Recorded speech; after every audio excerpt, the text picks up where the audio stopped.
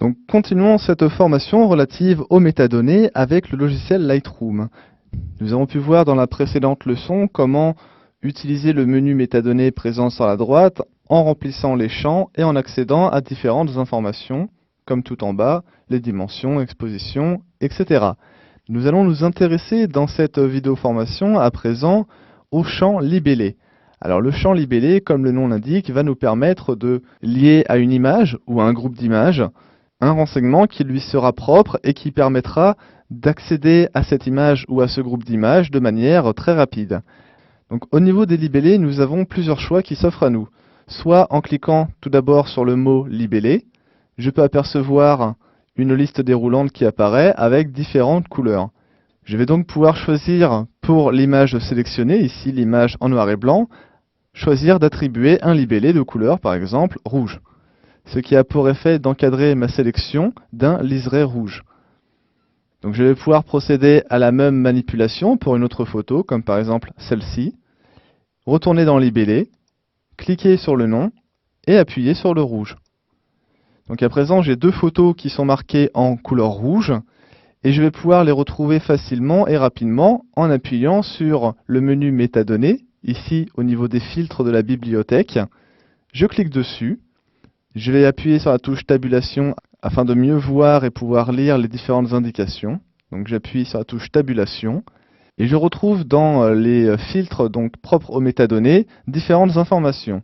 Donc des filtres relatifs à la vitesse de l'ISO, à l'appareil photo, à l'objectif et enfin au libellé. Donc en fait, tous ces filtres vont me permettre d'accéder rapidement à mes images puisque les filtres vont en fait répertorier, classer de manière automatique les images qui auraient des métadonnées comparables. Donc par exemple ici je peux voir que pour un total de 12 images dans ma bibliothèque, j'en ai 6 qui ont un ISO de 100 et 6 qui ont une vitesse d'ISO inconnue. J'ai également la même chose au niveau de l'appareil photo. J'ai 6 photos qui ont été prises avec le même appareil photo et 6 qui ont été prises avec un appareil photo inconnu. Enfin, dans la partie de droite, je vais trouver ici au niveau des libellés la couleur rouge. Donc en cliquant dessus, cela a pour effet d'isoler les deux photos qui sont encadrées par la couleur rouge. Donc j'aurais très bien pu également isoler les photos par exemple qui ont été prises avec le même appareil photo en cliquant sur cette partie-là. Et je peux apercevoir donc les 6 photos qui ont été prises avec le même appareil photo.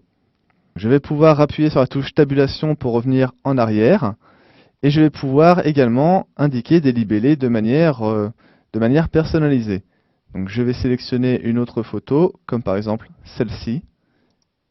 Et dans le libellé, je clique une fois dans le champ de saisie et je saisis un mot, donc un libellé. Je vais saisir par exemple le mot Venise. Et j'appuie sur la touche tabulation pour valider. Donc je peux voir à présent que mon libellé s'appelle bel et bien Venise. Je vais faire un copier-coller de ce libellé en faisant un CTRL-C ou POM-C sur le mot. Je vais cliquer sur une autre vignette, par exemple celle-ci, non plutôt celle-là. Je reclique dans le libellé et je fais un CTRL-V ou POM-V pour coller. Donc je clique ailleurs où j'appuie sur la touche tabulation pour valider et je me retrouve donc avec deux vignettes qui ont le même libellé personnalisé. Si je rappuie à présent sur la touche tabulation, je peux voir apparaître dans la partie libellé un nouveau mot qui est apparu, donc le libellé Venise. Je clique dessus et mes deux images auxquelles j'ai attribué le mot Venise comme libellé sont isolées dans la partie en dessous. Donc cela me permet au final de les retrouver beaucoup plus rapidement. Voilà, nous savons à présent comment utiliser le champ libellé avec le logiciel Lightroom.